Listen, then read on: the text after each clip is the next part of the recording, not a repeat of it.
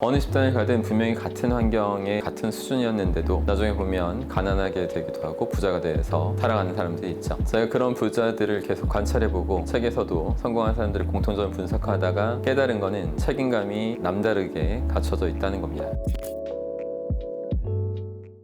우선 책임감에 대한 정의부터 제대로 알고 계셔야 돼요. 보통 책임감이 뭐냐고 물으면 단순하게 내 잘못을 내가 수습하는 거예요. 뭐 이런 식으로 말하는 게 대부분일 거예요. 맞는 말이지만 더 깊이 들어가면 책임감은 영어로 responsibility, 즉 response 그리고 ability가 합쳐진 합성어입니다. 그래서 뜻을 제대로 풀이해보면 반응을 하는 능력, 이것이 바로 책임감이라는 것을 알게 돼요. 그럼 책임감이 높다는 말은 반응을 잘한다는 뜻이 되겠죠. 반응을 잘한다는 게 뭔 말인지 아직 잘 이해가 안 가실 수도 있어요. 제가 사례를 통해서 이 말의 뜻을 제대로 이해시켜 드릴게요. 외국의 래퍼 중에 50 센츠라는 그 이름으로 활동하는 사람이 있어요. 이 사람은 원래 뒷골목 깡패 출신이었는데 어느 날 마약을 팔고 어두운 거리를 배회하는 그런 무가치한 짓, 이런 것을 더 이상 하지 않고 싶다, 이런 생각이 들었습니다. 그래서 이제 가수가 되겠다는 결심을 하게 되죠. 그 뒤로 노래 연습하고 이제 데뷔했는데 사람들이 열광을 한 거예요. 데뷔하자마자 수많은 팬들이 생겼고 음반사에서 50 센츠랑 계약을 하기 위해 집 앞에 장사진을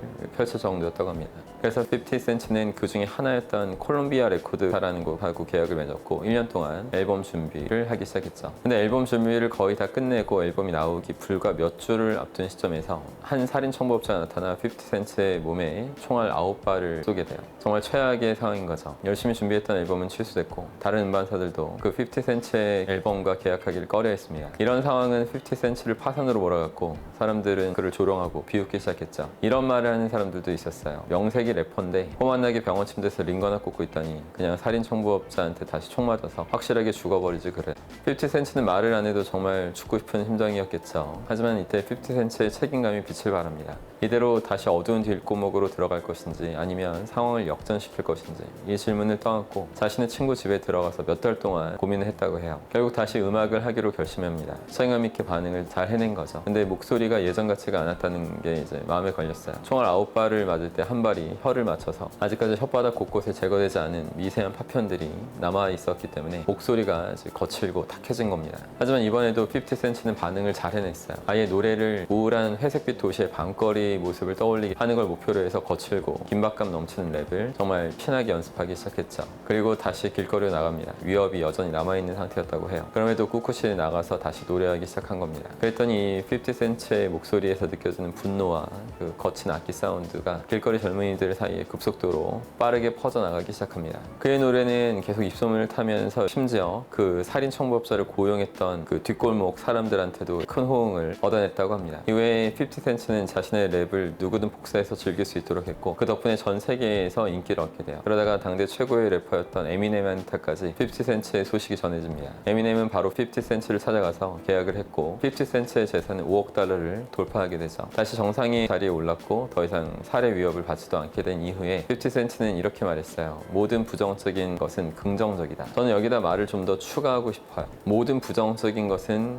긍정적이다. 단 제대로 된 책임감을 갖추고 반응을 잘 해내는 사람에 한해서. 이제 여러분도 책임감이 뭔지 제대로 알게 되셨으리라고 생각됩니다. 그럼 어떻게 하면 책임감을 높일 수 있는지에 대한 의문이 남을 거예요. 책임감을 높이기 위해서는 부자들이 증명하고 책에서 강조하는 그런 진리와 가치들을 마음 깊이 제대로 잘 내면화하는 게 우선입니다. 그 진리들을 실천하면서 체화하고 깊이 느끼는 상태가 되면 이제 어떤 상황이 올지라도 제대로 반응을 적절히 할 수 있는 능력을 갖추게 되는 거죠. 성공하고 부자가 된 사람들이 말하는 걸 자다가 깨어서 물어도 바로 설명할 수 있는, 즉각적으로 설명할 수 있는 그런 수준이 돼야 돼요. 저는 그것을 제 책 제목인 Awake 이런 단어로 표현하는 걸 좋아해요. 그리고 두 번째로 내가 무엇을 하지 않아서 일이 잘못되는가 이런 걸 계속 생각하는 습관을 갖추셔야 됩니다. 사람들은 자신이 무언가를 해서 일이 잘못됐을 때 쉽게 책임의식을 가져요. 하지만 진짜 성장하고 발전하고 싶다면 내가 어떤 일을 하지 않아서 어떤 일이 발생했을 때 그것도 나의 책임이라고 생각하는 자세가 반드시 필요합니다.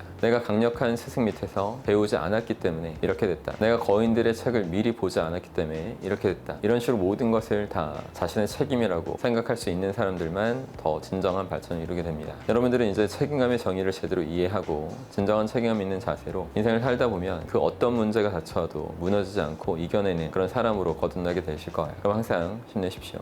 고맙습니다.